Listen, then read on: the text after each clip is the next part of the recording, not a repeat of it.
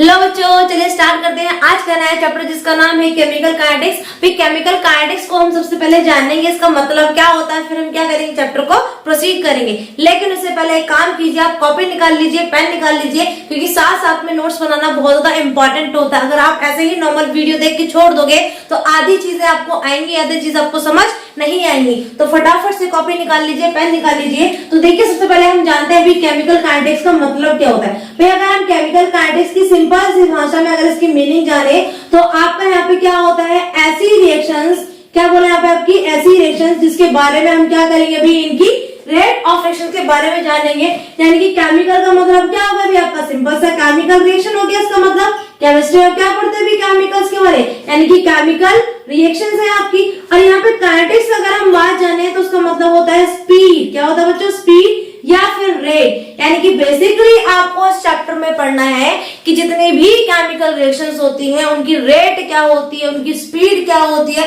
वो कितना समय लगाती है कंप्लीट होने में, और कौन कौन से फैक्टर्स होते हैं जो कि क्या करते हैं, इनकी रेट ऑफ रिएक्शन को, इनकी स्पीड को अफेक्ट करते हैं। भाई मान लिया कि एक इंडस्ट्री है जिसको क्या चाहिए, भी प्रोडक्ट बहुत जल्दी चाहिए।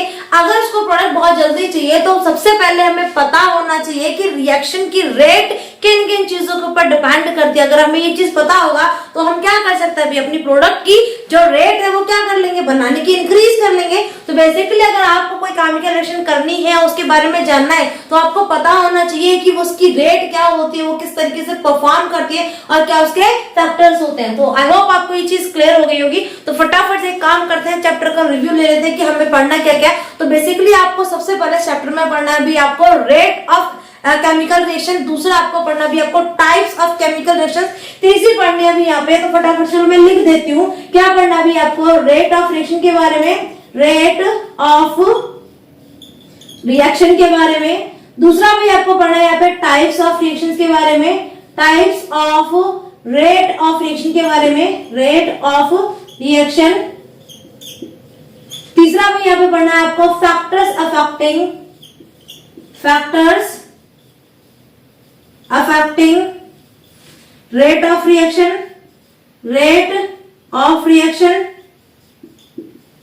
और चौथा पढ़ना है अभी यहाँ पे आपको rate law expression, rate law expression.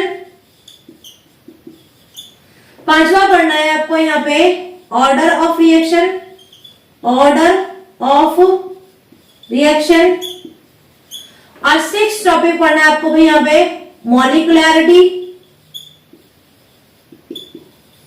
और सातवां टॉपिक पढ़ना भी आपको एक्टिवेशन एनर्जी का पूरा कंसेप्ट, एक्टिवेशन एनर्जी। यानी कि बेसिकली आपको इस चैप्टर में 7 टॉपिक्स पढ़ने हैं जो कि क्या अभी आपके बहुत इंपॉर्टेंट टॉपिक्स हैं। तो सबसे पहला टॉपिक क्या अभी आपका रेट ऑफ रिएक्शन क्या होता है, दूसरा भी आपका types of rate of reaction है, तीसरा भी आपके factors affecting the rate of reaction. उसके बाद आप पढ़ोगे यहाँ पे अपना रेट लॉ एक्सप्रेशन क्या होता है, ऑर्डर ऑफ रिएक्शंस क्या होती है, मॉलिक्युलैरिटी क्या होती है, और एक्टिवेशन एनर्जी क्या होती है और किन चीजों पे डिपेंड करती है। तो आपको क्या करना है, बेसिकली चीजें पढ़नी है। तो फटाफट से इसको एक बार लिख लीजिए, फिर हम आगे प्रोसीड करते हैं। तो चलिए हम स्टार्ट करते हैं। सबसे पहला टर्म जिसका नाम है रेट ऑफ रिएक्शन, क्या नाम है आपका, रेट ऑफ रिएक्शन। भाई अगर रेट ऑफ रिएक्शन को हम सिंपल सी भाषा में जाने तो इसका मतलब होता है कि टाइम के समय से रिएक्टेंट या प्रोडक्ट की कंसंट्रेशन में जो चेंज आएगा उसी को हम क्या बोलेंगे भी, रेट ऑफ रिएक्शन। क्या लिखा मैंने यहाँ पे देखिए, change in concentration of reactant with or product with respect to time, इसको और क्या करेगा भी आपका रेट ऑफ रिएक्शन। यानी कि समय के साथ रिएक्टेंट और प्रोडक्ट की कंसंट्रेशन में जो चेंज आएगा उसी को क्या बोलेंगे बच्चों, हम रेट ऑफ रिएक्शन कहेंगे। तो क्लियर हुआ बच्चों क्या होता है इसका मतलब। तो देखिए मैं इसको फॉर्मूले में लिख देती हूँ। क्या भी आपका रेट ऑफ रिएक्शन की अगर हम बात करें, रेट ऑफ रिएक्शन की बात करें इज इक्वल टू क्या भी आपका change in concentration of reactant, अगर रिएक्टेंट के टर्म में देखेंगे हम, अपॉन में टाइम इंटरवल। क्या होगा बच्चों यहाँ पे आपका टाइम इंटरवल, यानी कि rate of reaction is directly proportional to the concentration of reactant and inversely proportional to the time आपका। तो ये चीज होगी आपकी, यानी कि फॉर्मूला क्या बन गया आपका, ये बन गया। अगर हम इसी को प्रोडक्ट के टर्म में देखेंगे तो क्या होगा भाई आपका, rate of reaction is equal to change in concentration of product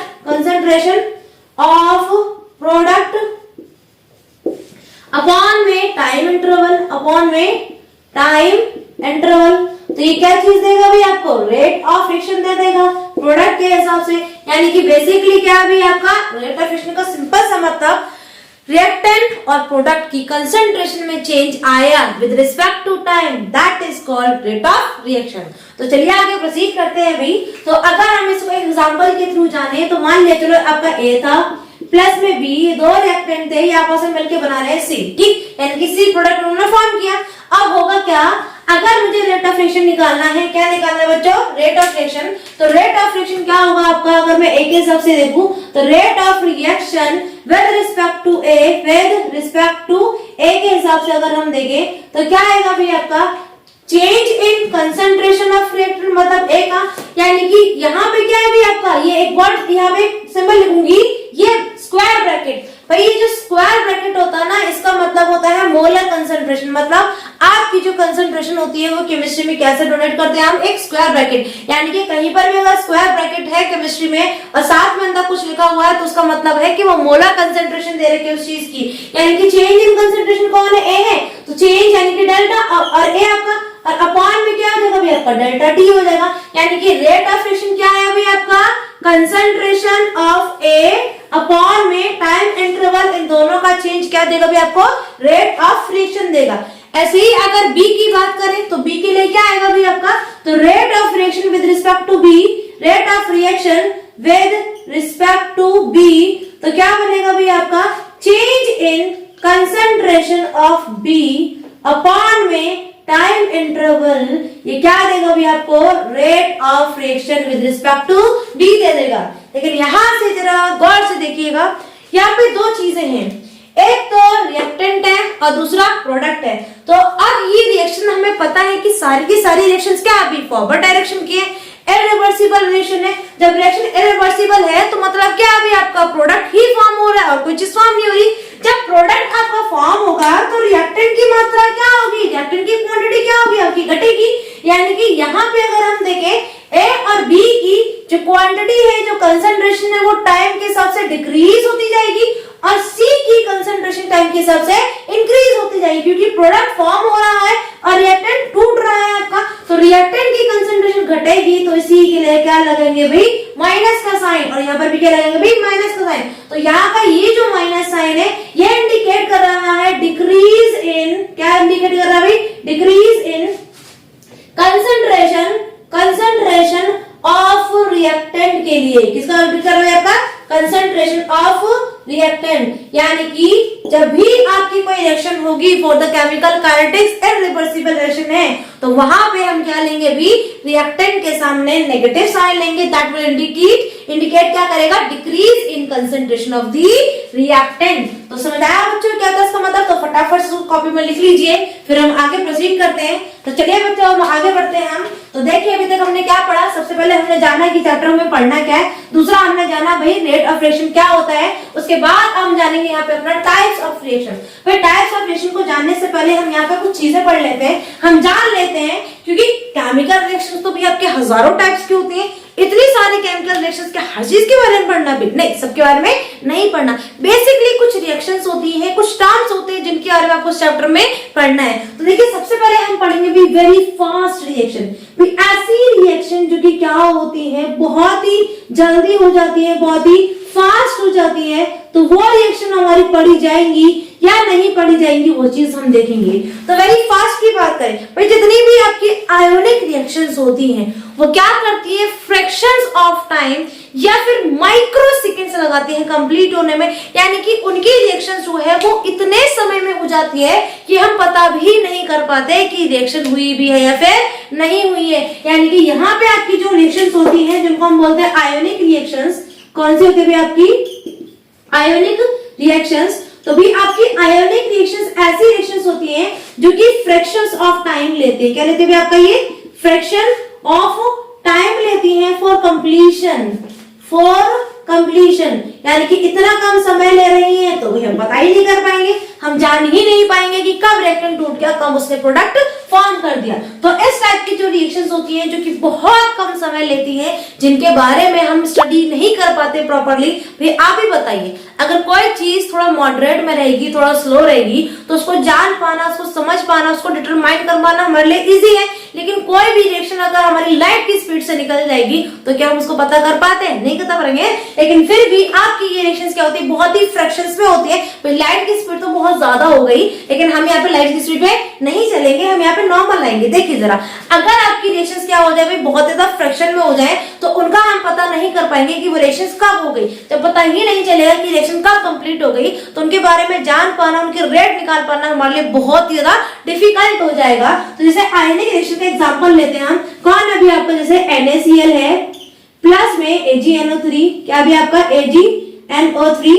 तो अब देखिए ये Na क्या होगा भी आपका Na प्लस में टूट जाएगा, Cl क्या होगा भी आपका Cl माइनस में, Ag की बात करें तो किसमें टूटेगा भी आपका Ag प्लस में, और NO3 किसमें टूटेगा भी आपका NO3 माइनस में। यानी कि यहाँ भी जो आपकी आयोनिक रिएक्शंस होती हैं, जो आयंस है आपके, जितने भी आयनिक कंपाउंड्स होंगे सबसे पहले आयंस में टूटेंगे। भाई इनको क्या चाहिए होता है, ये फटाफट से एक्वस सॉल्यूशन में जाते ही खुद को आयंस में तोड़ लेते हैं। जैसे आयंस में टूटते हैं तो इनका बस इंटरचेंज होता है, इनका सिर्फ एक्सचेंज होता है। अब ना तो इन्हें बॉन्ड तोड़ना है, ना इनको बॉन्ड फॉर्म करना है क्या भी, इनको जस्ट अपने आयंस का एक्सचेंज करना है। तो सिर्फ आयन का एक्सचेंज जो होता है वो इनका मिली सेकेंड्स में हो जाता है या फिर माइक्रो सेकेंड्स में होता है। इसीलिए इनकी रिएक्शन की रेट हमारे लिए पता कर पाना क्या है, अभी थोड़ा सा डिफिकल्ट है। तो इसीलिए हम इस टाइप की रिएक्शंस को हम नहीं पढ़ेंगे। अभी कोई मतलब ही नहीं बन रहा ना भाई, कोई भी रिएक्शन इतनी जल्दी हो जा रही है तो उसको पता कर पाना क्या हमारे लिए है भाई, कौन इतना टाइम लगाएगा इस चीज को करने में। तो क्या होगा अभी आपका यहाँ पे क्या बन जाएगा, यहाँ बनेगा आपके पास में AgCl, क्या बनेगा AgCl, जो कि व्हाइट कलर का प्रेसिपिटेट होता है। याद रखना इस चीज को, क्या होता है बच्चों, ये व्हाइट कलर का आपका पीपीटी फॉर्म करता है। दूसरा यहाँ पे आपका बनेगा भाई सोडियम नाइट्रेट, यहाँ पे क्या बनेगा भाई आपका सोडियम नाइट्रेट। यानी कि बेसिकली यहाँ पे क्या हो रहा है, आयंस का एक्सचेंज हो रहा है, मिली सेकेंड्स में हो रहा है, फ्रैक्शंस ऑफ टाइम में हो रहा है। तो इसीलिए इस रिएक्शन का पता कर पाना हमारे लिए क्या है, थोड़ा सा डिफिकल्ट है, थोड़ा क्या ज्यादा डिफिकल्ट है। तो ये रिएक्शन क्या हो गई भाई, बहुत फास्ट हो गई, पर इतनी फास्ट हो गई हमें पता ही नहीं चला। तो इस टाइप की रिएक्शंस की रेट ऑफ रिएक्शन, इस टाइप की रिएक्शन की रेट ऑफ रिएक्शन हम नहीं पढ़ेंगे इस चैप्टर में। क्या बोला बच्चों, इस टाइप की रेट रिएक्शन हम नहीं पढ़ेंगे। अब सेकंड आते हैं भाई वेरी वेरी स्लो रिएक्शंस। कौन सी आती है आपकी वेरी स्लो रिएक्शन, यानी यहाँ पे वेरी स्लो रिएक्शन, यानी कि ऐसी रिएक्शंस जो कि बहुत ज्यादा समय लगाती है कंप्लीट होने में, तो उनको भी पढ़ना हमारे लिए क्या हो जाएगा भी, बहुत ही ज्यादा बोरिंग टाइप का हो जाएगा। तो उस चीज को हम नहीं पढ़ेंगे। तो देखिए भी जैसे एग्जांपल लेते हैं हम यहाँ पे रस्टिंग ऑफ आयरन का, किसका लेंगे बच्चों, रस्टिंग ऑफ आयरन। भाई अगर हम रस्टिंग ऑफ आयरन की बात करें, क्या रस्टिंग ऑफ आयरन 1 घंटे का काम है, 2 घंटे का काम है, 1 दिन का काम है, 2 दिन का काम है? भाई नहीं होता है, इसको होने में कम से कम महीने लग जाते हैं, महीने नहीं तो कम से कम साल लग जाते हैं। भाई एक रिएक्शन अगर महीने लगा रही है, साल लगा रही है, तो उस चीज को पढ़ना हमारे लिए क्या हो जाएगा, थोड़ा सा इनसिग्निफिकेंट हो जाएगा। तो इसीलिए जो रिएक्शंस आपकी बहुत ज्यादा स्लो होती है, बहुत ज्यादा टाइम लगाती है कंप्लीट होने में, उस टाइप की रिएक्शंस का रेट ऑफ रिएक्शन हम नहीं पढ़ेंगे। यानी कि इसका जो रेट ऑफ रिएक्शन है, रेट ऑफ रिएक्शन है, इस चैप्टर में हम उसके बारे में बिल्कुल भी डिस्कस नहीं करेंगे। अब तीसरी आती है आपकी स्लो रिएक्शन या फिर मॉडरेट रिएक्शन। क्या बोला बच्चों, तीसरी कौन सी होगी आपकी, मॉडरेट रिएक्शन, या फिर जिसको हम स्लो रिएक्शन भी कहते हैं। मॉडरेट रिएक्शन या फिर स्लो रिएक्शन, ये ऐसी रिएक्शंस होती हैं जो कि एक आपका एक डेफिनेट टाइम लेती है, एक फिक्स टाइम लेती है, थोड़ा सा इतना टाइम ले लेती है कि जिस समय में हम क्या कर सकते हैं भी, जो केमिकल रिएक्शन है उसकी रेट को इजीली हम पता कर पाते हैं। यानी कि मान लिया आपके जितने भी मॉलिक्यूलर रिएक्शंस होती हैं, कौन बोला आपका यहाँ पे, मॉलिक्यूलर रिएक्शन। मॉलिक्यूलर रिएक्शन मतलब जितनी भी आपकी क्या होते हैं भी कोवलेंट बॉन्ड वाले, कौन से भी आपका, जिनमें क्या होता है भी आपका कोवलेंट बॉन्ड होता है वो वाली रिएक्शन। भाई क्या है यहाँ पे, आपके जितने भी कोवेलेंट कंपाउंड्स होते हैं उनके बीच में क्या होता है, कोवेलेंट बॉन्डिंग है। सबसे पहले क्या करना पड़ेगा, उनको अपना बॉन्ड तोड़ना पड़ेगा। बॉन्ड तोड़ने के बाद फिर क्या होगा, वो जाएंगे प्रोडक्ट के पास और क्या करेंगे भाई, बॉन्ड बनाएंगे, तब जाके क्या बनेगा, आपका प्रोडक्ट बनेगा। यानी कि बेसिकली क्या हो रहा है यहाँ पे, आपकी जितनी भी आपकी कोवेलेंट बॉन्ड वाली या फिर मॉलिक्यूलर रिएक्शंस होती है, जो मॉलिक्यूल्स होते हैं वो रिएक्शंस होती है, तो वो रिएक्शंस कैसी कहलाती है, आपकी moderate reaction. Just take example, मान लिया आपका भाई नाइट्रोजन था N2 प्लस में आपका था भाई 3H2, ये क्या फॉर्म करेगा अभी आपका 2NH3, ये चीज फॉर्म करेगा। अब क्या है यहाँ पे, नाइट्रोजन है और हाइड्रोजन है और अमोनिया है, इन तीनों के बीच में क्या होता है भाई, आपका कोवेलेंट बॉन्ड होता है। तो अब जब इनके बीच में कोवेलेंट बॉन्ड है तो क्या करना पड़ेगा भाई, जो आपका नाइट्रोजन है, कौन है भाई आपका नाइट्रोजन, नाइट्रोजन के कोवेलेंट बॉन्ड जो है सबसे पहले इसको क्या करना पड़ेगा, तोड़ना पड़ेगा। और साथ में कौन है भी आपका हाइड्रोजन, हाइड्रोजन को भी क्या करना पड़ेगा, अपना बॉन्ड तोड़ना पड़ेगा। यानी कि सबसे पहले ये दोनों क्या करेंगे, अपने बॉन्ड को ब्रेक करेंगे। क्या करेंगे बच्चों, अपने बॉन्ड ब्रेक करेंगे। अब जब इनके बॉन्ड ब्रेक होंगे तब कहीं जाके ये क्या करेंगे भाई, नाइट्रोजन के पास हाइड्रोजन जाएगा, कंबाइन होगा, फिर जाके क्या बनेगा भाई, आपका अमोनिया बनेगा। यानी कि यहाँ पे बॉन्ड तोड़ना फिर वापस से बॉन्ड बनाना नए, तो ये क्या है, थोड़ा सा टाइम टेकिंग प्रोसेस है। अब मतलब इतना टाइम टेकिंग है कि जितनी देर में हम क्या कर सकते हैं अभी, अपनी जो रेट ऑफ रिएक्शन उसको हम डिटरमाइन कर सकते हैं। यानी कि इस टाइप की जो रिएक्शंस होती हैं आपकी, ये रिएक्शंस आपकी कैसी होती है, अभी आपकी मॉडरेट रिएक्शंस होती हैं। और मॉडरेट रिएक्शंस है, इन्हीं इसीलिए इनका जो टाइम होता है वो हमारे लिए सफिशिएंट होता है किसी भी केमिकल रिएक्शंस की रेट निकालने के लिए। इसीलिए आपकी जो मॉडरेट रिएक्शंस है इनका रेट ऑफ रिएक्शन क्या करना भी आपको इस चैप्टर में पढ़ना है। यानी कि rate of reaction of this type of reaction, this type of reaction जो है वो क्या करना है आपको इस चैप्टर में पढ़ना है। तो समझ आया बच्चों, वेरी फास्ट रिएक्शन होगी तब भी हम उसको नहीं पढ़ेंगे, वेरी स्लो रिएक्शन होगी तब भी इसको हम नहीं पढ़ेंगे। लेकिन अगर मॉडरेट रिएक्शन है, कोवेलेंट बॉन्ड वाली रिएक्शन है, बॉन्ड टूटेगा फिर बनेगा, थोड़ा टाइम लगेगा, इस समय में हम क्या कर सकते हैं, किसी भी रेट ऑफ रिएक्शन को डिटरमाइन कर सकते हैं। तो इसीलिए हमें क्या करना भाई, इन टाइप्स की रेट ऑफ रिएक्शंस के बारे में पढ़ना है। तो क्लियर हुआ बच्चों आपको, तो फटाफट से इसको लिख लीजिए, फिर हम आगे प्रोसीड करते हैं। तो चलिए अब आगे प्रोसीड करते हैं। तो सबसे पहले हमने क्या पढ़ा था भाई, रेट ऑफ रिएक्शन के बारे में। रेट ऑफ रिएक्शन क्या होता है भाई, रिएक्टेंट और प्रोडक्ट की कंसंट्रेशन में जो चेंज आएगा समय के साथ, उसी को हम क्या बोलते हैं, जल्दी बोलाओ, रेट ऑफ रिएक्शन। दूसरा क्या पढ़ा हमने भाई, रेट ऑफ रिएक्शन जो होता है हमारा वो क्या होता है भाई, तीन तरीके से देखा हमने। वेरी फास्ट होगा तो नहीं निकालेंगे, वेरी स्लो होगा तब भी नहीं निकालेंगे, लेकिन मॉडरेट तो हम निकालेंगे। अब देखिए types of rate of reaction के बारे में पढ़ते हैं, किसका भी जो मेन है आपका यहाँ पे, types of rate of reaction. Rate of reaction भाई अगर हम टाइप्स की बात करें ना तो ये दो टाइप्स की होती है। कितने टाइप्स की भी, दो टाइप्स की। एक होती है आपकी एवरेज, क्या होता है आपका average rate of reaction, average rate of reaction. और दूसरा होता भी आपका इंस्टेंटेनियस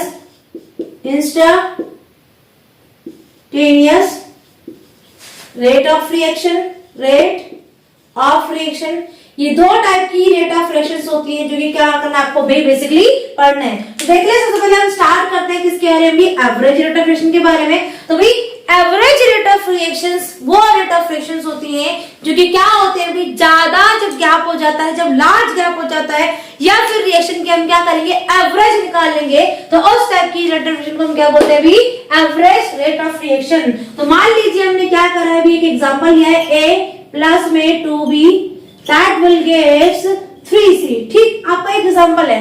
अब हमें क्या करना है अभी, इसकी एवरेज रेट ऑफ रिएक्शन पता करना है। एवरेज रेट ऑफ रिएक्शन मतलब क्या बोला कि रिएक्शन के जो एवरेज रेट होती है, जो उसकी रेट होगी, उसी को हम निकालेंगे, तो क्या बोलेंगे, एवरेज रेट ऑफ रिएक्शन। तो देखिए जरा, हमने क्या बोला अभी, रेट का जो फॉर्मूला था वो क्या था भाई आपका, रेट ऑफ रिएक्शन का फॉर्मूला था आपके पास में, रेट ऑफ रिएक्शन का जो फॉर्मूला था वो क्या आया था भाई आपका, change in concentration of reactant. क्या बोला, change in concentration of reactant या फिर प्रोडक्ट अपॉन में टाइम इंटरवल, अपॉन में टाइम इंटरवल, यही चीज बोली थी हमने, टाइम इंटरवल।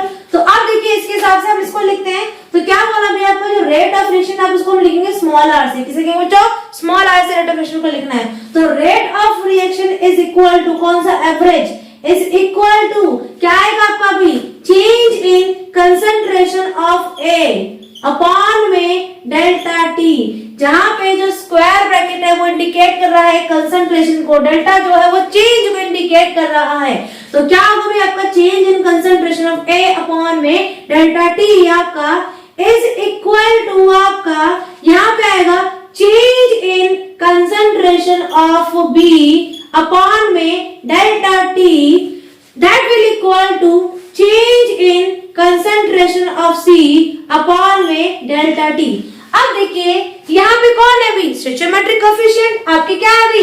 रिएक्टेंट और प्रोडक्ट के सामने नंबर्स लिखे हुए हैं। जो रिएक्टेंट और प्रोडक्ट के सामने बैलेंस रिएक्शन करने के बाद जो नंबर्स होते हैं उन्हें को हम क्या बोलते हैं? स्टोइचोमेट्रिक कोएफिशिएंट बोलते हैं। तो देखिए ये जो स्टोइचोमेट्रिक कोएफिशिएंट होते हैं उनको हम क्या करेंगे भी? डिवाइड कर देंगे 1/2। बी का हो जाएगा और 3 का क्या हो जाएगा भाई आपका? 1/3 हो जाएगा। अब एक और चीज इंडिकेट करनी है कि जब भी रेट ऑफ रिएक्शन होती है तो रिएक्टेंट की कंसंट्रेशन घटती है, प्रोडक्ट की कंसंट्रेशन बढ़ती है। तो जब रिएक्टेंट की कंसंट्रेशन घटेगी तो उसके सामने माइनस, इसके सामने भी आपका माइनस और इसके सामने क्या है आपका प्लस साइन आएगा। तो समझ आया आपको? तो एवरेज रेट ऑफ रिएक्शन का सिंबल का मतलब क्या हुआ? The average rate of reaction that occur in a particular time, the time interval is called average rate of reaction. और कैसे निकालेंगे हम इसको? इस तरीके से निकालेंगे, ठीक। अब बात करते हैं सेकेंड है आपका इंस्टेंटेनियस रेट ऑफ रिएक्शन। भाई इंस्टेंटेनियस रेट ऑफ रिएक्शन वो रेट ऑफ रिएक्शन होती है किसी भी केमिकल रिएक्शन की जो कि एक इंस्टेंट पे, एक पर्टिकुलर टाइम पे, एक पर्टिकुलर मोमेंट पे निकाली जाती है। तो जैसे हमने मान लिया कि पर्टिकुलर टाइम था आपका कि रिएक्शन चल रही थी, अचानक से हमने एक पॉइंट ले लिया, उस पॉइंट को कंसीडर करके हमने क्या करना अभी? पता करना है। तो इंस्टेंट है ना अभी, जब इंस्टेंट है तो जो चेंज होगा वो क्या होगा अभी? थोड़ा होगा, बहुत स्मॉल होगा। जब चेंज स्मॉल होता है तो रेट ऑफ रिएक्शन क्या बन जाएगा अभी आपका? रेट ऑफ रिएक्शन जो है आपका वो क्या बन जाएगा अभी? यहाँ पे बन जाएगा डी। स्मॉल चेंज के लिए क्या लगाते हैं हम भाई? डी लगाते हैं। अब कंसंट्रेशन कौन है भाई आपकी? ए है, तो क्या बन जाएगा? डी ए की कंसंट्रेशन, ठीक। और अपॉन में क्या बन जाएगा अभी आपका? डी टी हो जाएगा, ठीक। ऐसी ही बात करेंगे हम किसके लिए भाई? बी के लिए। तो ऐसे हम बी के लिए भी निकाल सकते हैं भाई। रेट ऑफ रिएक्शन क्या हो जाएगा? रेट ऑफ रिएक्शन जो है आपके बी के लिए क्या बन जाएगा भाई आपका? डीबी अपॉन में dt। अब देखिए ये भी रिएक्टेंट है तो माइनस, ये भी रिएक्टेंट है तो माइनस। और ऐसे ही प्रोडक्ट की बात करें तो रेट ऑफ रिएक्शन जो है आपका वो क्या हो जाएगा भी आपका? प्लस का dc अपॉन में dt। और साथ में इनके लग जाएंगे भी स्टोइचोमेट्रिक कोएफिशिएंट। तो a का कितना था? 1 था। b का कितना है भी आपके पास में? 2 दे रखा है। तो क्या बन जाएगा भी आपका? ये 1/2 बन जाएगा। अरे क्या बन जाएगा? 1/3 बन जाएगा। कैसे होगा आपका? पॉजिटिव होगा। तो समझ आया भी आपका? तो जब भी आपको क्या करना हो भी किसी भी रिएक्शन का एवरेज निकालना हो तो उसके लिए delta change in concentration upon में टी। और जब भी इंस्टेंटेनियस की बात करेंगे तो चेंज के लिए क्या लगाएंगे भी? डी लगाएंगे अपना स्मॉल चेंज के लिए। तो फटाफट से इसको लिख लीजिए, फिर हम आगे प्रोसीड करते हैं। तो देखिए बच्चों हमने अभी तक पढ़ लिया कि कितने टाइप्स की, 2 टाइप्स की होती है। एक होती है एवरेज रेट ऑफ रिएक्शन, दूसरा होता है आपका इंस्टेंटेनियस रेट ऑफ रिएक्शन। तो फटाफट से हम इसको रफ कर देते हैं, आगे पढ़ते हैं इसका एक और नया पॉइंट। अब देखेंगे हम ग्राफ के बारे में। किसके बारे में? ग्राफ। देखिए अगर एक एवरेज है दूसरा इंस्टेंटेनियस है तो एवरेज और इंस्टेंटेनियस डिफरेंस तो बता दिया मैंने। अगर हम ग्राफ की बात करें तो क्या करना है? बेसिकली आपको एक ग्राफ लेना है फॉर रिएक्टेंट के लिए, प्रोडक्ट दोनों के लिए। तो देखिए जरा यहाँ पे हमने क्या कर लिया अभी? ये ग्राफ बनाया है यहाँ पे। ये था भी आपकी रिएक्टेंट की कंसंट्रेशन। किसके लिए? आपकी रिएक्टेंट की कंसंट्रेशन। आर मतलब यहाँ पे रिएक्टेंट है। और आपका अगर हम यहाँ पे बात करें तो ये है आपका भाई टाइम। क्या भी आपका टाइम? तो टाइम के हिसाब से जो रिएक्टेंट की कंसंट्रेशन में चेंज आएगा उसको हम क्या बोलेंगे अभी? रेट ऑफ रिएक्शन कहते हैं। तो हमें क्या करना है? पता करना अपना रिएक्टेंट के लिए। तो आप बताइए जब भी कोई केमिकल रिएक्शन होगी तो रिएक्टेंट की कंसंट्रेशन घटेगी या बढ़ेगी? बेसिकली घटेगी आपकी। यानी कि इसके लिए जो ग्राफ आएगा वो कैसा आएगा ग्राफ भी आपका? कुछ इस तरीके से। यानी कि ये जो आपका स्लोप गिरता हुआ नजर आ रहा है ये क्या चीज इंडिकेट कर रहा है? ये कर रहा है rate of reaction with respect to आपका रिएक्टेंट जो भी आपको वहां पे दे रखा होगा। दूसरा अगर हम बात करें भी प्रोडक्ट के लिए, किसके लिए भी? प्रोडक्ट के लिए। तो जो प्रोडक्ट के लिए अगर हम बात करेंगे तो क्या होगा भी आपका? यहाँ पर आएगा कंसंट्रेशन ऑफ प्रोडक्ट अपॉन में टाइम। भाई यहाँ पे P इंडिकेट कर रहा है प्रोडक्ट के लिए, R इंडिकेट कर रहा है अभी आपका रिएक्टेंट के लिए। तो ये आपका कंसंट्रेशन ऑफ प्रोडक्ट है, ये कंसंट्रेशन ऑफ रिएक्टेंट है। तो समय के साथ जब रिएक्शन होगी तो प्रोडक्ट क्या होगा भाई, इसकी कंसंट्रेशन बढ़ेगी। जब इसकी कंसंट्रेशन बढ़ेगी तो ग्राफ कैसे आएगा, कुछ इस तरीके से। हाँ जी, तो ये जो ग्राफ है ये क्या इंडिकेट कर रहा है अभी, कंसंट्रेशन ऑफ P। ये जो गिरता हुआ ग्राफ है ये क्या इंडिकेट कर रहा है अभी, कंसंट्रेशन ऑफ R। यानी कि समय के साथ रिएक्टेंट की कंसंट्रेशन घटेगी और समय के साथ प्रोडक्ट की कंसंट्रेशन बढ़ेगी। तो ये था भाई आपका ग्राफ इंडिविजुअल रिएक्टेंट का और प्रोडक्ट का। अगर मैं इन दोनों को क्या कर दूं भाई, कंबाइन कर दूं, क्या कर दूं भाई, इसको थोड़ा हटा देते हैं हम। तो क्या करते हैं, इसको मैं कंबाइन कर दूंगी। तो कंबाइन करके होगा क्या भाई आपका, ये आपका मान लिया रिएक्टेंट प्रोडक्ट दोनों आपके पास में। तो अगर हम रिएक्टेंट की बात करें, ये तो आपका टाइम है, ठीक, और ये है आपकी कंसंट्रेशन, क्या भी आपका ये कंसंट्रेशन, ठीक। अब ये कंसंट्रेशन ये टाइम है, तो रिएक्टेंट की कंसंट्रेशन क्या होगी भी आपकी, घटेगी, और प्रोडक्ट की कंसंट्रेशन क्या होगी भी आपकी, बढ़ेगी। यानी कि यहाँ पे अगर हम देखें तो ये क्या भी आपका change in concentration of R, ठीक, और ये क्या भी आपका change in concentration of product आपके पास में P। तो अब चेंज की बात करेंगे तो आगे क्या लगा देंगे अभी, डेल्टा लगा देंगे। इसके आगे क्या लगा देंगे भी, डेल्टा लगा देंगे। तो देखिए यहाँ पे क्या हो रहा है अभी आपका, प्रोडक्ट बढ़ रहा है, रिएक्टेंट घट रहा है। यानी कि रिएक्शन के हिसाब से रिएक्टेंट की कंसंट्रेशन घटेगी, प्रोडक्ट की कंसंट्रेशन आपकी बढ़ेगी। तो यहाँ पे अब मुझे पता करना है भी एवरेज, क्या पता करना है भी, एवरेज। तो एवरेज का सिंपल भाषा में याद रखना कि जब भी आपको इनिशियल और फाइनल, वो भी किसके लिए, लार्ज डिफरेंस हो जाए, लार्ज गैप हो जाए, तब निकालना हो, तो उसको हम क्या बोलते हैं, एवरेज रेट ऑफ रिएक्शन। तो देखिए यहाँ पे क्या, एक पॉइंट हमने ये मान लिया, दूसरा पॉइंट हमने ये मान लिया। तो इस पॉइंट पे अगर हम देखें तो इस पॉइंट पे जो हमारा टाइम है वो क्या होगा भी आपका T1 होगा, और इस पॉइंट पे जो हमारा टाइम है वो क्या हो जाएगा भी आपका T2 हो जाएगा। यहाँ पर अगर हम देखें तो इस पॉइंट पे हमारी जो कंसंट्रेशन है उसको हम मान लेते अभी अपना R1 मान लेते, और इस पॉइंट पे हमारी जो कंसंट्रेशन है इसको हम मान लेते भी कितना, R2 मान लेते। तो रेट ऑफ रिएक्शन क्या बनेगी आपकी, एवरेज रेट ऑफ रिएक्शन क्या बनेगी भी आपकी, average rate of reaction change in concentration of R upon में चेंज इन टाइम। आपका आगे क्या लग जाएगा भी आपका, माइनस लग जाएगा।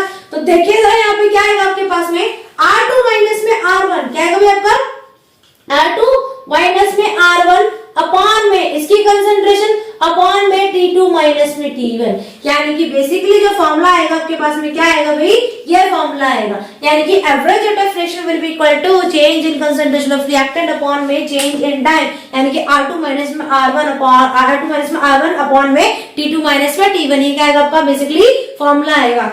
अगर मुझे यहीं पे पता करना है अपना एक किसी इंस्टेंट मूवमेंट पे, किसी पर्टिकुलर टाइम पे मुझे पता करना है, तो जो मैंने मान लिया एक पॉइंट था मेरा ये छोटा सा, ठीक, अब यहाँ से यहाँ पे इतना चेंज हो रहा है, ठीक। तो अब देखिए यहाँ से यहाँ तक में जो चेंज हुआ है वो कितना चेंज हुआ है अभी आपका, dr का चेंज हुआ है, किसका हुआ आपका, dr का चेंज। यानी कि अगर मुझे यहाँ पे पता करना है तो एट इंस्टेंट मूवमेंट के लिए, किसके लिए आपका, इंस्टेंट मूवमेंट, यानी कि rate of reaction for instantaneous, तो ये क्या बन जाएगा अभी आपका, ये हो जाएगा आपका dr अपॉन में dt। यानी कि small change in concentration of reactant and small change in time that will give rate of reaction for the instantaneous rate of reaction। तो समझ आया बच्चों, पहला कौन सा था, एवरेज रेट ऑफ रिएक्शन, दूसरा instantaneous rate of reaction. Average मतलब क्या भी आपका सिंपल सा एक एवरेज देगा, इंस्टेंटेनियस में एट इंस्टेंट पॉइंट या फिर एक इंस्टेंट मोमेंट पे जो आपका रेट ऑफ रिएक्शन होगा वो क्या देगा भी आपका, इंस्टेंटेनियस रेट ऑफ रिएक्शन होगा। तो फटाफट से इसको ग्राफ को बना लीजिए, फिर आगे प्रोसीड करते हैं। तो चलो निकले फटाफट से, तो चलिए आगे प्रोसीड करते हैं। तो अभी हमने पढ़ लिया अभी अपना दोनों टाइप्स, एवरेज और इंस्टेंटेनियस। अब बात करेंगे एक्चुअल में अपना जो रेट ऑफ रिएक्शन है और कौन कौन से फैक्टर्स होते हैं जो कि क्या करते हैं, हमारी रेट ऑफ रिएक्शन को एक तरीके से अफेक्ट करते हैं। तो सबसे पहले रेट ऑफ रिएक्शन को थोड़ा सा और देख लेते हैं। तो क्या बोले मैंने आपको, रेट ऑफ रिएक्शन क्या होता है आपका, rate of reaction. Rate of reaction का मतलब क्या, कंसंट्रेशन की चेंज अपॉन में टाइम का चेंज। यानी कि rate of reaction is equal to change in concentration of reactant upon में चेंज इन टाइम आपका ये रहेगा, ठीक, इसके आगे माइनस लग जाएगा।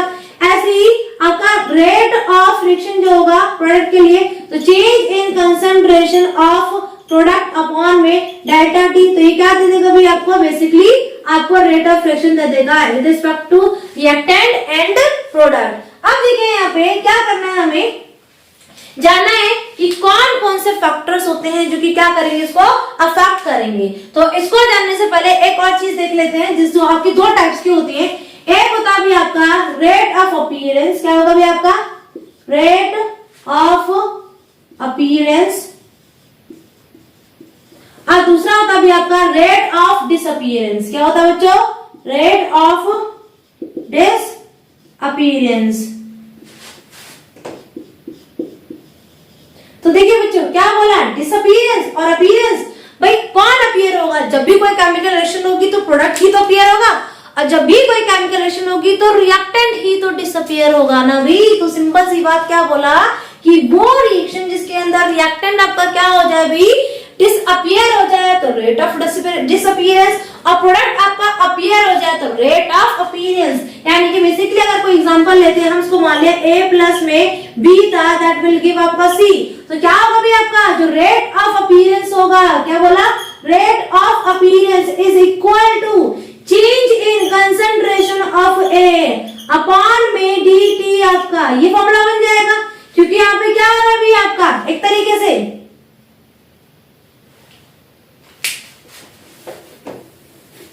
तो बच्चों क्या बोला आपका, रेट ऑफ अपीयरेंस की बात करें तो कौन फॉर्म होगा भाई आपका, प्रोडक्ट फॉर्म होगा।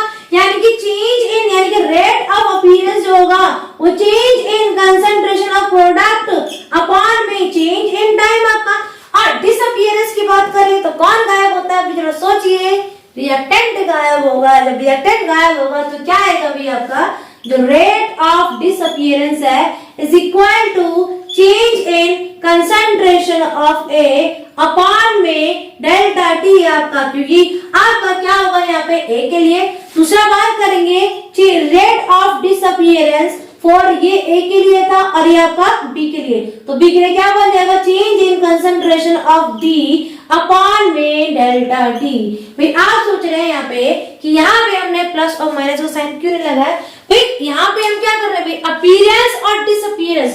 भाई अपीयरेंस मतलब क्या, भाई अपीयर हो रहा है तो लगाने की साइन लगाने की जरूरत ही नहीं है। डिसअपीयरेंस मतलब क्या, भी आपका डिसअपीयर हो रहा है तो यहाँ पे आपके प्लस माइनस की साइन नहीं है, क्योंकि यहाँ के वर्ड ही क्या कर रहे हैं, इस चीज को इंडिकेट कर रहे हैं। तो बच्चे समझ आया आपको, पहला क्या था भी रेट ऑफ फ्रिक्शन, दूसरा आपके पास में दो था, एक रेट ऑफ अपीयरेंस, दूसरा रेट ऑफ डिसअपीयरेंस। तो अपीयरेंस क्या आएगा भाई, प्रोडक्ट में आएगा, डिसअपीयरेंस में कौन आएगा भी आपका, रिएक्टेंट आएगा। अब देखिए इसके बाद हम देखेंगे भाई अपना factors affecting rate of reactions. तो फटाफट से लिख लीजिए, फिर हम आगे प्रोसीड करते हैं। तो लिख ले बच्चों, चलो चलो इसको रफ कर देते हैं।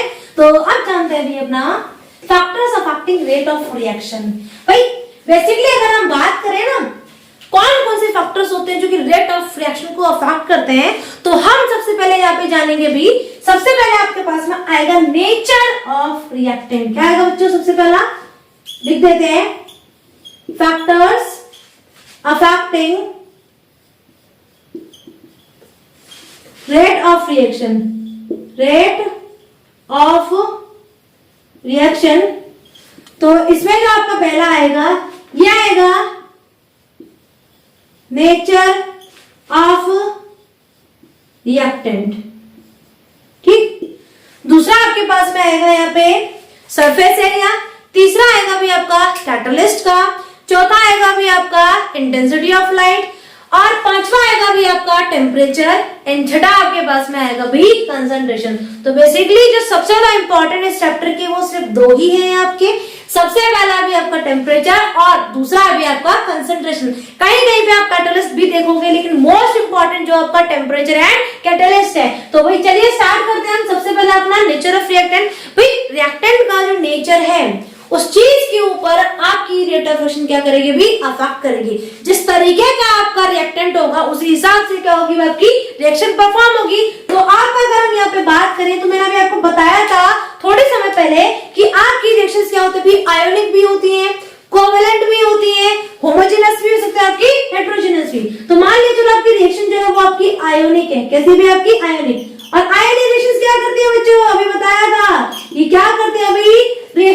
कंप्लीट करने में माइक्रो सेकंड्स लगाते हैं, यानी कि फ्रैक्शन ऑफ टाइम लगता है इनकी रिएक्शन को कंप्लीट होने के। यानी कि क्या कर देंगे भाई, अगर आयोनिक रिएक्टेंट है आपका, क्या भी होगा आपका आयोनिक रिएक्टेंट है, तो अगर आयोनिक रिएक्टेंट होगा तो वो फटाक से टूट जाएगा, फटाक से प्रोडक्ट बना देगा। मतलब क्या हुआ, अगर आयोनिक लिया है तो रिएक्शन बहुत ज्यादा फास्ट हो जाएगी, इतनी ज्यादा फास्ट हो जाएगी कि आप पता भी नहीं कर पाओगे रिएक्शन कब होगी। तो यहाँ पे जैसे आयोनिक वाला भी बताया था, दूसरे क्या बताया था आपको, NaCl प्लस में AgNO3 दैट गिव्स, क्या बनेगा आपका AgCl प्लस में NaNO3, ये चीज फॉर्म होगी आपकी। अब देखिए क्या होगा, NaCl ये दोनों के दोनों आयंस पे टूट जाएंगे, Ag और NO3 ये भी क्या टूटेंगे, आयंस टूट जाएंगे। अब क्या करेंगे, माइक्रो सेकंड्स लगाएंगे, आपस में एक्सचेंज करके प्रोडक्ट फॉर्म कर देंगे AgCl, जो कि क्या होता है आपका ये व्हाइट प्रेसिपिटेट होता है। क्या होता है आपका ये व्हाइट प्रेसिपिटेट होता है, आपका बनाएगा NO3, यानी कि क्या हो जाएगा भी आपका ये रिएक्शन बहुत ज्यादा फास्ट हो जाएगी। यानी कि अगर आपने कोई आयोनिक कंपाउंड लिया है तो रिएक्शन आपकी बहुत ज्यादा फास्ट हो जाएगी। ठीक, अब बात करते हैं दूसरा पार्ट कोवेलेंट का। अगर कोवेलेंट रिएक्टेंट है, कैसे रिएक्टेंट है बच्चों, कोवेलेंट रिएक्टेंट, क्या बोला, कोवेलेंट रिएक्टेंट। तो कोवेलेंट रिएक्टेंट की अगर हम बात करें तो भाई क्या होगा, बेसिकली यहाँ पे सबसे पहले रिएक्टेंट को अपने बॉन्ड तोड़ने पड़ेंगे, कहीं जाके बॉन्ड टूटेंगे, तब जाके वो क्या करेंगे भी बेचारे आपस में नया बॉन्ड बना के प्रोडक्ट फॉर्म करेंगे। यानी कि यहाँ पे क्या होगा, ये जो प्रोसेस है यहाँ पे आपके पास में थोड़ा सा टाइम लेगा, क्या करेगा भी इसके कंपैरिजन में थोड़ा सा टाइम लेगा, और जब टाइम लेगा तो बताया था भी आपको अच्छा खासा टाइम मिल जाएगा रिएक्शंस की रेट निकालने के लिए। तो यहाँ पे अगर हम बात करें अपना, तो जैसे एग्जांपल दिया था आपका N2 और H2 वाला आपका, तो क्या बना था अभी आपका ये 2NH3 फॉर्म करता है यहाँ पे, है ना, 2NH3 फॉर्म करेगा। जब ये फॉर्म करेगा तो इन यहाँ से टूटने में और नया बॉन्ड बनने में थोड़ा टाइम लगेगा। यानी कि अगर मैं कंपेयर करूं यहाँ पे, तो यहाँ पे जो रेट ऑफ रिएक्शन होगी, क्या होगी यहाँ पे रेट ऑफ रिएक्शन, वो क्या होगी भी आपकी स्लो होगी। और यहाँ पे बात करें तो रेट ऑफ रिएक्शन जो है आपकी वो क्या होगी, वेरी फास्ट होगी। कैसी होगी भी आपकी, वेरी फास्ट। समझ आई चीज, आयोनिक है तो बहुत जल्दी हो जाएगी, फटाक से हो जाएगी। और अगर आपका कोवेलेंट थोड़ा सा समय लगेगी, और समय लगेगी तो हम उसकी रेट ऑफ रिएक्शन भी आराम से पता कर सकते हैं। अब तीसरा बात करते हैं भी होमोजेनस। कौन सा भी, होमोजेनस। देखो अगर हम होमोजेनस की बात करें ना, होमोजेनस मतलब क्या होता है भी, ऐसे रिएक्टेंट जिनका जो स्टेट होता है, जो फेज होता है, वो क्या होता है सेम। होमोजेनस रिएक्टेंट बोला तो दोनों रिएक्टेंट 1 2 3 जितने भी रिएक्टेंट लेंगे हर किसी का फेज सेम रहेगा। जैसे एग्जांपल में हमने मान लिया कोई सा भी, चलो मान लिया कोई A था, ये भी गैसियस फेज में था, दूसरा था आपका ये भी गैसियस फेज में था, इसने क्या कर दिया भी प्रोडक्ट बना दिया आपका, ये भी चलो मान लिया आपने गैसियस फेज में बनाया। अब हुआ क्या, इन दोनों की जो फेज है वो सेम है। जब फेज सेम होंगे तो इनको क्या करेगा भाई, थोड़ा कम समय लगेगा। क्या करेंगे, ये थोड़ा सा कम समय के अंदर ही फटाफट से अपने बॉन्ड को तोड़ेंगे, और तोड़ने के बाद में क्या कर देंगे, अपना नया कंपाउंड फॉर्म कर देंगे। अब चौथा आता है आपके पास में हेट्रोजिनस। क्या आता है बच्चों, हेट्रोजिनस रिएक्टेंट। भाई हेट्रोजिनस रिएक्टेंट ऐसे रिएक्टेंट होते हैं जो कि क्या करते हैं भाई, जिनके जो फेजेस होते हैं, इनकी जो स्टेट होती है वो क्या होती है भी डिफरेंट होती है। जैसे टेक एग्जांपल, क्या बोला मैंने, ए था ये, चलो मान लो सॉलिड था, ये बी था ये आपका गैस था, ये क्या बनेगा भी आपका सी बना दिया। चलो मान लिया आपको ये भी सॉलिड फॉर्म हुआ है, यहाँ पे डी बनाया जो कि क्या बने आपकी गैसियस फेज में। अब जरा गौर से देखना हो क्या रहा है, एक सॉलिड में एक गैस में, कोई सॉलिड के पार्टिकल्स क्या होता है पास पास। जब सॉलिड के पार्टिकल्स पास होंगे तो इनको एक तरीके से बॉन्ड तोड़ने में या फिर उनको शिफ्टिंग करने में क्या लगेगा भाई, टाइम लगेगा, क्योंकि फोर्स ऑफ अट्रैक्शन बहुत ज्यादा है। या अगर हम बात करें अपना गैस है, तो गैस क्या करेगा भी, गैस तो फटाफट से अलग हो जाएगा, सॉलिड को टाइम लगेगा। जब सॉलिड को टाइम लगेगा तो यहाँ पे आपका जो रिएक्शन है एक तरीके से वो क्या हो जाएगी भी, स्लो हो जाएगी। यानी कि अगर मैं इन दोनों को कंपेयर करूं तो होमोजेनस रेट ऑफ रिएक्शन क्या होती है, रेट ऑफ रिएक्शन क्या होती है आपकी, ये थोड़ी सी फास्ट होती है, और ये वाली जो रेट ऑफ रिएक्शन होती है हेट्रोजेनस की, क्या होती है आपकी स्लो होती है एज कंपेयर टू हेट्रोजेनस। तो आई होप आपको ये चीजें क्लियर हो गई होंगी। तो फटाफट से इसको कॉपी में लिख लीजिए जल्दी से। चलिए हम स्टार्ट करते हैं फिर अपना नेक्स्ट टॉपिक। तो बच्चों लिख लिया आपने, तो चलिए हम सबसे पहले हमने क्या देखा भी, नेचर ऑफ रिएक्टेंट। अब बात करेंगे यहाँ पे हम अपना सरफेस एरिया का। किसकी बात करेंगे अभी? Surface area. तो अगर हम सरफेस एरिया की बात करें तो भैया आपने कहीं बचपन में पढ़ा होगा कि अगर सरफेस एरिया बढ़ता है तो रेट ऑफ रेडिएशन या रेट ऑफ इवेपोरेशन बढ़ता है। पढ़ा होगा आपने ये चीज, यानी कि जब भी हम क्या करते हैं भी एरिया बढ़ा दिया तो इवेपोरेशन बढ़ गया। जैसे एक कप में चाय ले लो, एक थाली में चाय ले लो, तो कौन सी चाय ठंडी होगी भाई? थाली वाली। क्यों? क्योंकि सरफेस एरिया क्या कर दिया हमने? इंक्रीज कर दिया। यानी कि अगर हम यहाँ पे देखते हैं अपना कौन सा भी दूसरा देखते हैं तो सेकंड में क्या है आपका? Surface area. क्या है बच्चों? Surface area. यानी कि जब भी आप क्या करोगे, सरफेस एरिया इंक्रीज कर दोगे, क्या कर दोगे? सरफेस एरिया इंक्रीज कर दोगे तो आपकी जो रेट ऑफ रिएक्शन है, क्या भी आपकी रेट ऑफ रिएक्शन, ये भी क्या हो जाएगी भी आपकी? इंक्रीज हो जाएगी। क्या हो जाएगी बच्चा? आपकी इंक्रीज। क्योंकि अब देखिए एग्जांपल ले लो, एग्जांपल लेके समझाती हूँ। क्या करा? एक ग्लास दूध ले लिया, ठीक ले लिया, हाँ चलो ले लिया। हमने क्या करा? इसके अंदर शुगर ऐड करनी स्टार्ट करी। क्या करी भी? शुगर ऐड करना स्टार्ट। भाई ये शुगर दो टाइप्स की थी हमारे पास भी, आपके घर में या मेरे घर में, चलो मान लेते हैं क्या थी भी? दो तरीके की शुगर थी। एक थी भी आपकी शुगर के क्यूब्स। क्या थे भी आपके? शुगर के बड़े बड़े क्यूब्स, इतने बड़े बड़े क्यूब्स थे आपके पास। और आपके पास में एक था शुगर पाउडर। क्या था भी आपका? Sugar powder. अब देखिए शुगर पाउडर भी है, शुगर के क्यूब्स भी है, तो सबसे पहले कौन घुलेगा भाई? कौन कौन कौन घुलेगा? सबसे पहले घुलेगा भाई आपका sugar powder.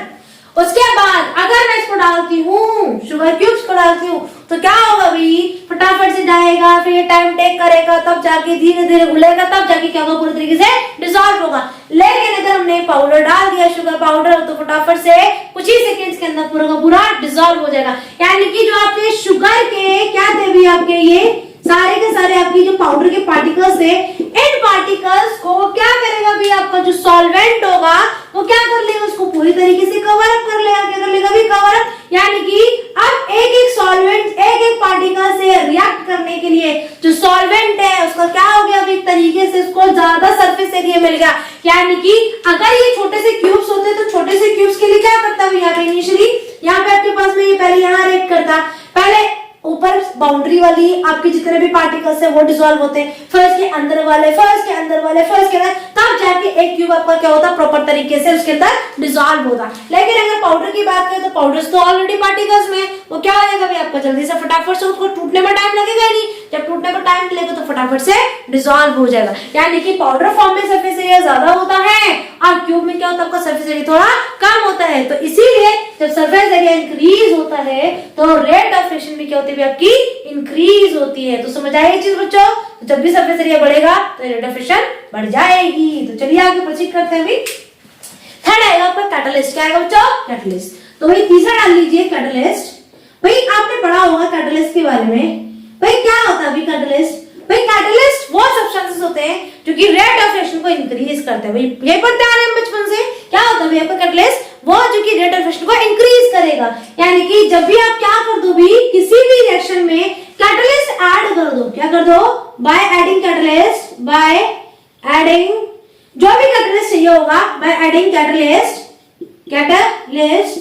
The rate of reaction increases. क्या होगा भी आपका? इंक्रीज। हम आगे चल के देखेंगे भी कि किस तरीके से जो कैटलिस्ट होता है वो रेट ऑफ रिएक्शन को अफेक्ट करता है। वो सारी चीज हम पढ़ेंगे भी अपना एक्टिवेशन एनर्जी वाला टॉपिक, उससे अलग टॉपिक और आएंगे। उन सब टॉपिक्स हम जानेंगे कि कैटलिस्ट क्या होता है, कैसे वर्क करता है, इन सब चीजों के बारे में वाइडली हम देखेंगे। तो आप बस इतना याद रखना कि कैटलिस्ट का काम होता है रास्ता चेंज करके शॉर्टकट अपनाना। क्या अपनाना भाई? शॉर्टकट। भाई एक रिएक्शन थी जो कि बिना कैटलिस्ट के हो रही थी और एक रिएक्शन थी जो कि कैटलिस्ट के साथ हो रही थी। जो रिएक्शन कैटलिस्ट के साथ होती है वो क्या करती है? रेट ऑफ रिएक्शन उसकी बढ़ जाती है, मतलब कम समय में रिएक्शन फटाफट से हो जाती है। और जो आपकी विदाउट कैटलिस्ट होती है थोड़ा टाइम लेती है।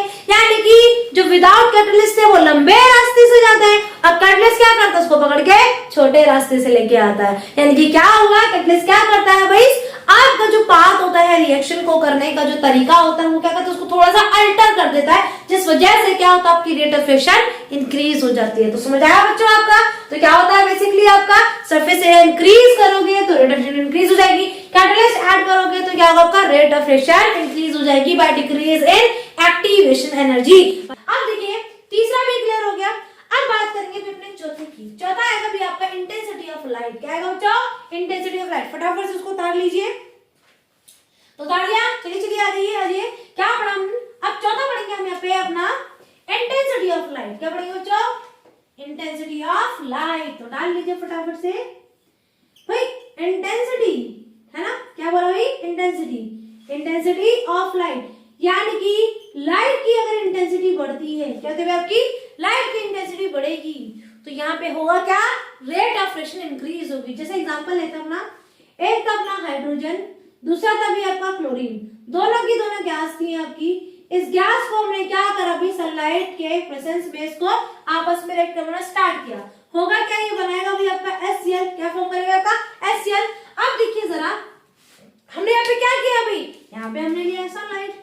अब ये जो सनलाइट है, क्या भी आपकी सनलाइट, ये सनलाइट क्या करेगी भाई? आपके पास में एक तरीके से फोटोन देगी। क्या देगी आपका? ये फोटोन, यानी कि क्या है भाई आपका? एक फोटोन है। एक फोटोन की एनर्जी कितनी होती है भाई आपकी? h होती है, यानी कि बेसिकली आपको फोटोन दिया है। जितनी ज्यादा लाइट की इंटेंसिटी होगी उतने ज्यादा नंबर ऑफ फोटॉन्स क्या होंगे आपके? रिलीज होंगे। और जितने ज्यादा नंबर ऑफ फोटॉन्स रिलीज होंगे तो याद रखना आपकी रेट ऑफ फ्रिक्शन भी क्या होगी आपकी? इंक्रीज होगी, क्योंकि ये रेट ऑफ फ्रिक्शन कंसंट्रेशन पर डिपेंड नहीं करती है भाई। अभी आगे चल के बताऊंगी मैं चीज। मैंने बोला था कि रेट ऑफ फ्रिक्शन क्या होती है आपकी? कंसंट्रेशन पर डिपेंड करती है, लेकिन कुछ रिएक्शंस आपकी ऐसे भी आएंगी जो कि कंसंट्रेशन के ऊपर डिपेंड नहीं करेंगी। मतलब इनिशियल उनकी कितनी कंसंट्रेशन चीज के ऊपर कोई फर्क नहीं पड़ेगा। ये हम देखेंगे, अभी आगे प्रोसीड करेंगे तब देखेंगे इस चीज को हम। तो आप थोड़ा इसको माइंड में रखिए, इस चीज को आगे चल के उसको क्लियर करूंगी मैं, ठीक? तो क्या बोला आपका यहाँ पे? सिंपल से याद रखिए आप, क्या होगा भी आपका यहाँ पे कि h म्यू, क्या बोला? इंटेंसिटी ऑफ लाइट इंक्रीज हुई। Intensity of light is directly proportional to number of photons and that is also directly proportional to the rate of reaction। क्या होगा बच्चों?